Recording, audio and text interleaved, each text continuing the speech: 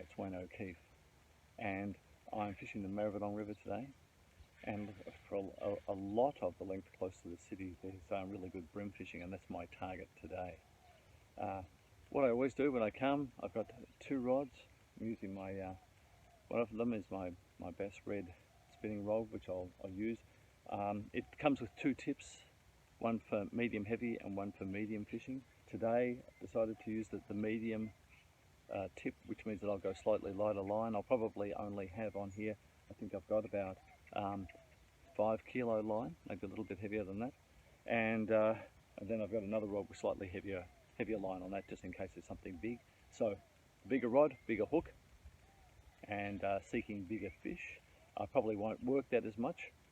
What I'll be doing is I'll be doing a lot of work on my smaller rod, the lighter line rod, because that's got the smaller hook and most likely to catch more fish because there are smaller fish here. So I'll keep that active. And the next thing I'll do is always, as I've done here, I've cast out already. I always put a bait on. I've got burley cages on, but I actually haven't got any burley in them yet. Haven't even mixed that. So I always like to put a cast out straight away, put a bait out just to see if there's anything happening right now, see how rapidly the fish are biting, see if there's any size in the fish, see if they, what baits they might be taking. So while I'm preparing, I'll just have those sitting there and maybe I'll get some action out of it. The next thing I'll do, I'll mix my burley. Okay, so my bite hard burley, just any container, any bucket is the best thing to mix it with. What I'll do with this is, as with any of the fishing I do, I only ever take about half the contents of my burley to start with. So after doing that, I'll save the rest because I might not need it. I might not need it all in this session, and also it gives me some dry stuff if I need to add to it if it's a little bit damp, and add the water and start. So that's what I'll be doing. I'll mix this up next, get my burley out there, bring the fish in, and hopefully we'll catch some bream. There might be a decent size here, who knows, but it's just catching fish that I really enjoy. Now when you're going for fish in these estuaries, especially with something that's got a bit of depth in it, right, so that the banks come down hard, so there's quite deep water close in, you don't always have to cast halfway out. I have cast about halfway across with one because I want to get into a deep water hole there, but with my other rod I've cast only probably 1 metre and a bit out from the bank to my left.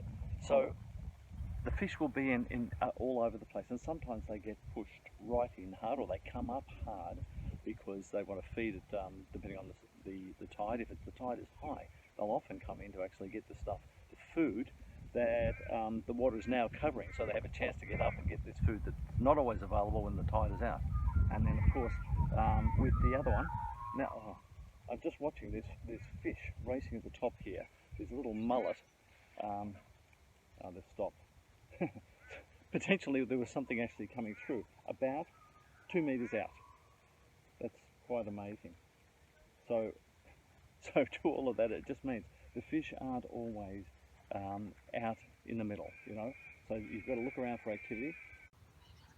Now there's a lot of fish activity. There's this small mullets, small school mullet in there, just swimming through and jumping.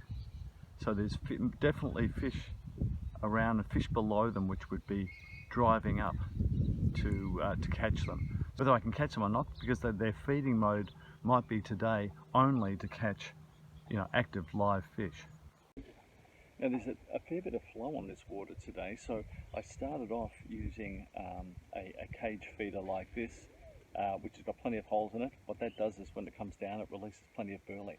So I've got burley flowing downstream for me. Now that I've done that for sort of 3 or 4 casts, and I feel that there's sort of burley now downstream starting to attract those fish, I'm going to just change over now to more of a closed-bodied or a solid-bodied burley cage like this, because that'll hold burley longer and distribute it now on the bottom.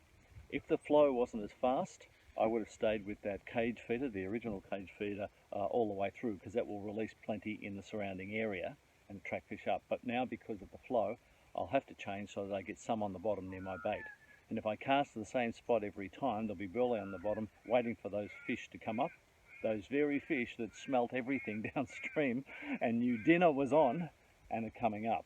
So just now, it's just about tactics, working out how the water's flying, where the fish might be, and the bait to use, etc. But also just how much burley you want to let out, how much you want to keep in the same area.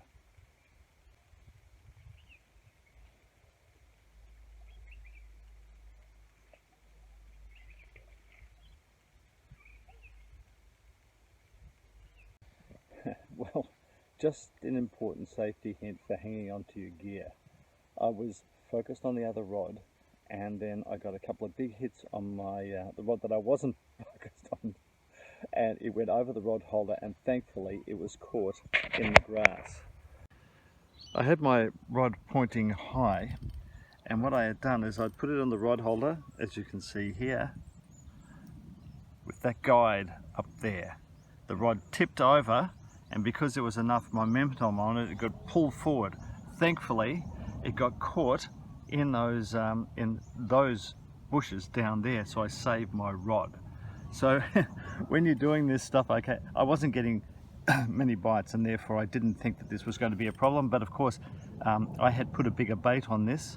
So the way to put your rod through your rod holder is, for a bit more safety, you can put it so that the guide is behind the fork, and that way what happens is the first pull will come from there, and even if it tilts a bit, usually there's more rod behind the rod holder than there is in front of it, and that way there's some safety. And look, I should have learnt my lesson.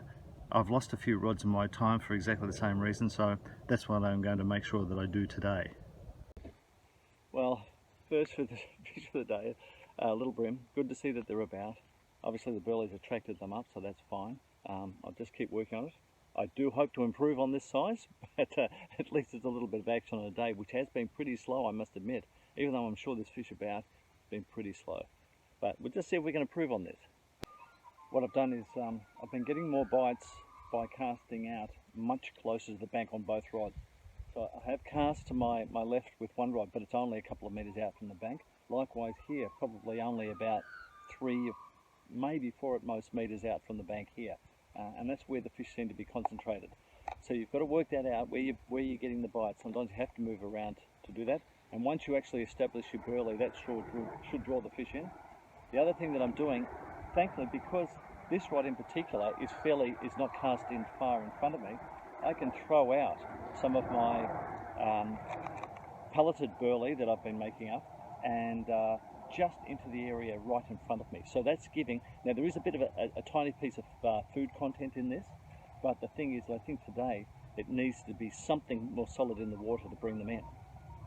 So I just have to cast out there, just throw that stuff in, and a little bit at a time, just drip feeding a tiny bit, and get that happening. Okay, so I've just caught this one, small bream. Okay, what I had done is I'd gone down in hook size, down in the in line diameter, so I was using my survival kit stuff. This little guy caught on worms, so I changed baits, changed to worms. Because we'd had a bit of rain, the runoff will take food and worms in, and this is what this took to hook this one today. I'll put this guy back, and these black bream, while they grow very large, obviously this is too small. So the legal size for black bream in these waters is 28 centimetres. They're an estuary fish. You don't really get them much in out in the beaches, so they stay in the estuaries. And I always know, because my hand span is 25 centimetres, so it's another 3 centimetres on that, so it's fair size before you get to legal size. The other thing is that the water here is a bit degraded. There's a lot of flow off from the roads, especially when you have rain. All of the gutters and things like that empty into these waterways, so I wouldn't be eating fish here myself. I mean, it's up to the individual. I know a lot of people do, but you've just got to bear in mind that whatever is in the water, any toxins, things like that, oil slicks, rubbish from wash in from the drains, that all affects the quality of the fish. Now, the thing I've really got to do now is hold the rod, because the worms come off so easily that in the moment that I really sort of feel those little tugs, I've got to strike into them. And it is great finding out what the fish will take, but of course hooking them is the other thing that's quite a bit harder. So I'll see how I go with this. The bites are very, very sensitive, but you know, once you've got them in the area, then it gives you more chances at least. If you don't bring them into the area, then you're just waiting for that fish to find that small bait mixed in with all of this water. So you've got to have something else to draw them in. And the smell of the burley is, you know, the same as the smell off a beautiful barbecue. You may not see the meat, but you can actually smell it from a distance. So that's what we're doing with the burley. Well, just got this one here.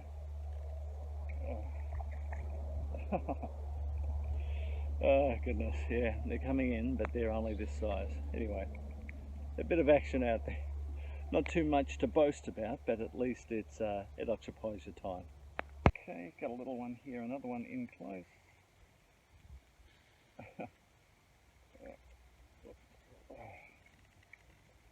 Okay, right, so, okay, catching them. They're small, but they're fun. Not bad. Well, I didn't think it was actually possible to get anything smaller, but I've managed to do that. So I think I'm going to call it quits, because they have snagged me just down here a couple of times as I've been bringing them in, the small bream. So probably I've hooked about 5 today, missed a big one, and this has been the result most of the time. So I think that's enough. Still been enjoyable, worked out how to do it. Using worms was the way to go today, and a little bit of fun, so it's all good. Anyway, if you like what you've just seen, please subscribe and give me a thumbs up, okay? If you're interested in any of the gear, the burley, anything like that, the techniques, I have a blog and a website, howtofish.com.au.